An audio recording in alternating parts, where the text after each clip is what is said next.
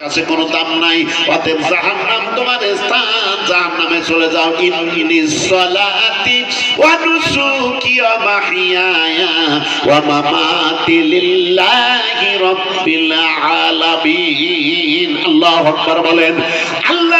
আল্লাহকে রাজি খুশি করার জন্য, আল্লাহকে রাজি করার জন্য আমার নামাজ, আমার রোজা, আমার হজ, আমার যাকাত, আমার কুরবানি, আমার দান খয়রাত, আমার চলাফেরা, আমার ওঠা বসা, আমার কাজকর্ম, চাকরি বাকরি, এক কথায় জীবনের যা কিছু আছে একমাত্র মামাতি লিল্লাহি রাব্বিল আলামিন, আল্লাহ পাককে রাজি খুশি করার জন্য। জোরে বলুন সুবহানাল্লাহ।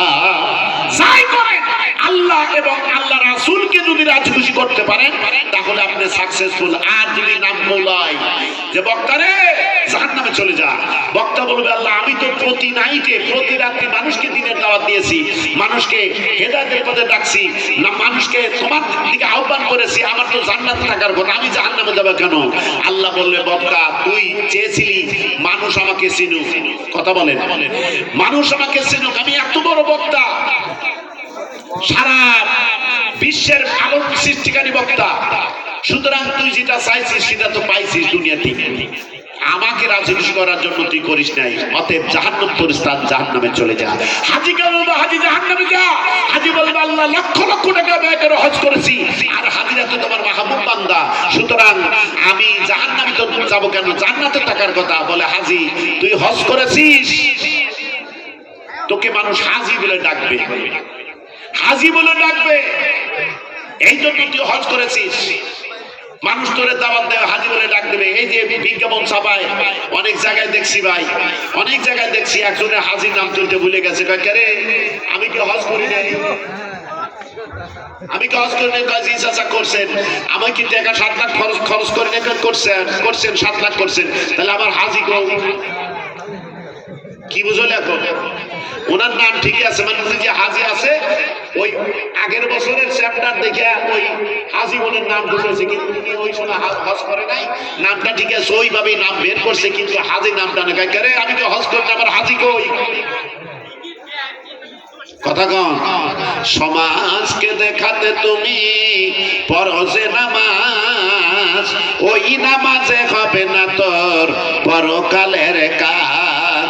ও তুই জালেম হইয়া ধরিস যদি আলেমের সাজ, ওই নামাজে হবে না তোর পরকালের কাজ। নিয়ম ঠিক করিয়া করো হজ আর যাকাত, নইলে বিফল হবে কালাম কলেমা হাজারো রাকাত। যদি না পৌঁছে তোর ওই মোনাজাত, পাক দরবারের মাঝ, ওই নামাজে হবে না তোর পরকালের কাজ। আল্লাহ বলে বান্দারে তোর গুনাহ সীমাহীন, ওই মক্কা গেলেও রক্ষা নাই রে কিয়ামতের দিন। রাসূল বলে জীবনে তোর গুনাহ সীমাহীন, ওই মক্কা গেলেও রক্ষা নাই রে কিয়ামতের দিন।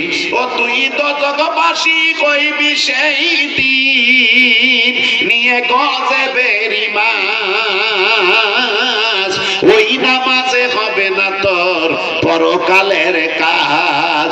সমাজকে দেখাতে তুমি পড়ো যে নামাজ, ওই নামাজে হবে না তোর পরকালের কাজ। ঠিক কিনা?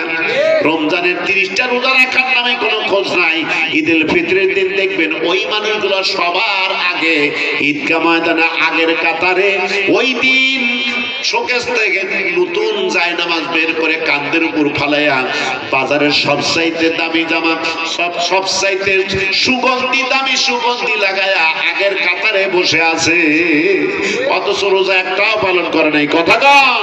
আল্লাহ বলছে ওজন আবার ঈদগাহ ময়দান না যায়, আল্লাহ রাসূল বলেছেন ওজন ঈদগাহ ময়দান না যায় যে ব্যক্তি মায়ের উদর পাওয়ার পরেও জীবনের গুনাহ খাতা মাপ দিতে পারলো না, তার মতো হতভাগা কপাল পোড়া পৃথিবীর জীবনে আর কেউ নাই। আর ওর জন্য কোনো ঈদের দিন নাই। ঈদ শব্দ তো খুশি, খুশি ওই ব্যক্তির জন্য যার গুনাহ খাতা আল্লাহ মাফ করেছেন। সুবহানাল্লাহ বলেন। আমরা আমরা ঈদের খুশি বলতে যে যত বেহাপনা পোশাক করে ঘোরাঘুরি করতে পারবো তার জন্য খুশি, নাকি বলেন? আমরা এটি বুঝি না, কিন্তু এই জন্য উমর ফারুক রাদিয়াল্লাহু তাআলা ঈদের